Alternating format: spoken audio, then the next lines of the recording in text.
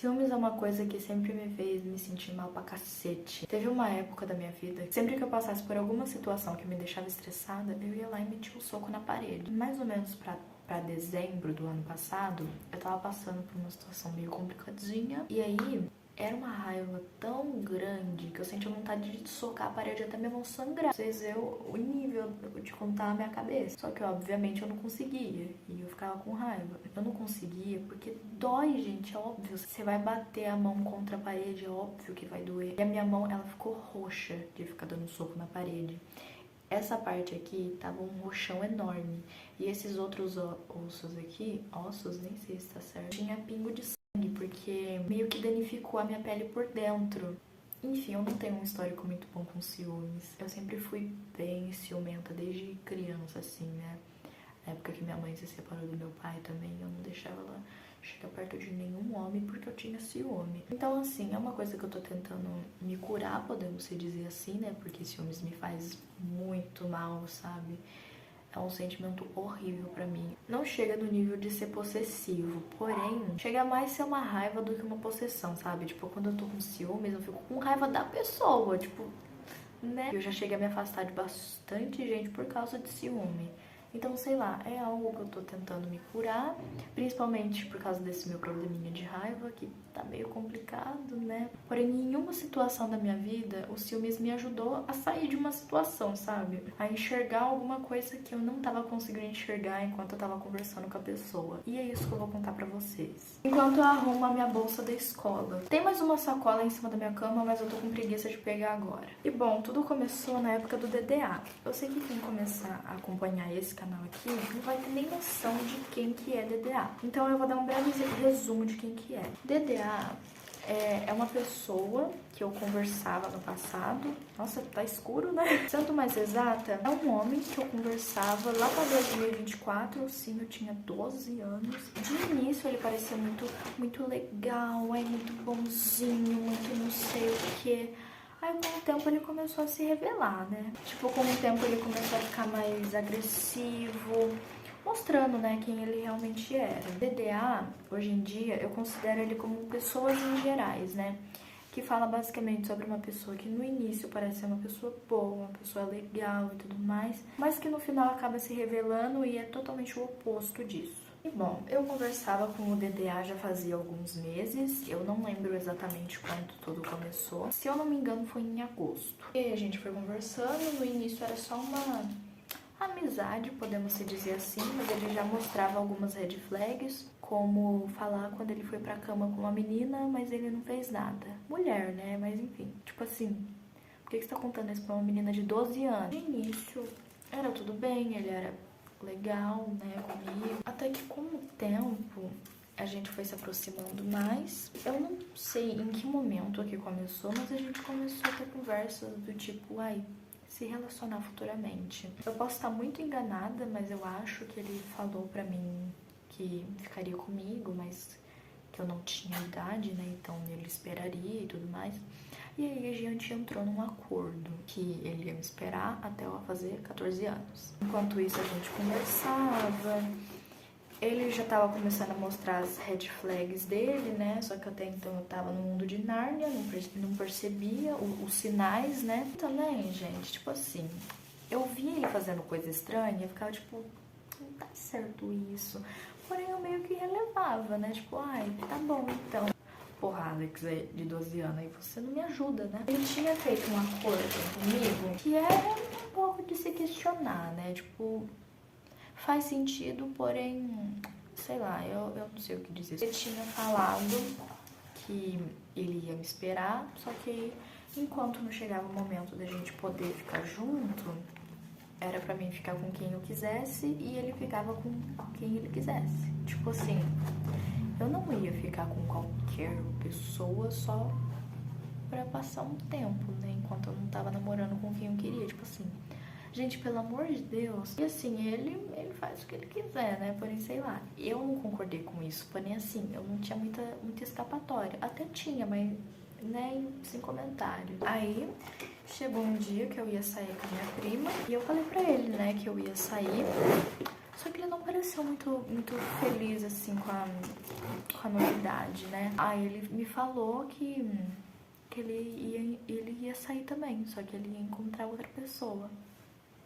E assim, eu fiquei tão chateada com isso que eu parei de responder ele. Tipo, eu não respondi mais. E eu não tinha contado todo esse rolo pro meu melhor amigo da época, né?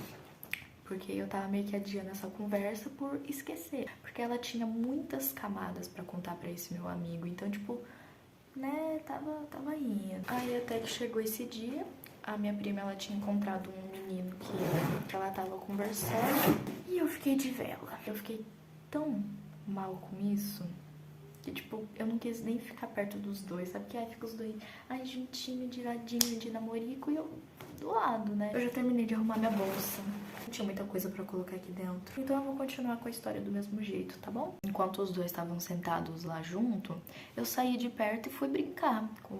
Sabe aquelas iluminação de praça quando é Natal? Então, tinha um que tava jogado no chão.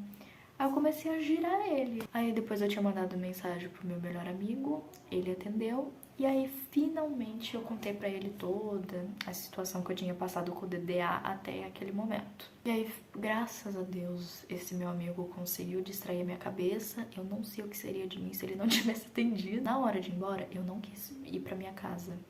Então eu dormi na casa da minha prima. Aí eu lembro que a gente foi assistir Jeff Dahmer, uma bosta, aliás, que coisa horrível. Aí eu lembro que eu fiz algumas músicas pra ele. Sim, eu escrevo música. Uma se chamava Jealousy, que é ciúmes, e a outra Daniela, que tem uma referência com o nome do DDA. Não, o nome dele não é Daniel, tá bom? Mas começa com Dá. Aí eu mostrei pra ele essas músicas, nem sei por que eu fiz isso. Aí ele falou, ai, mas eu não fui pra cama com ninguém.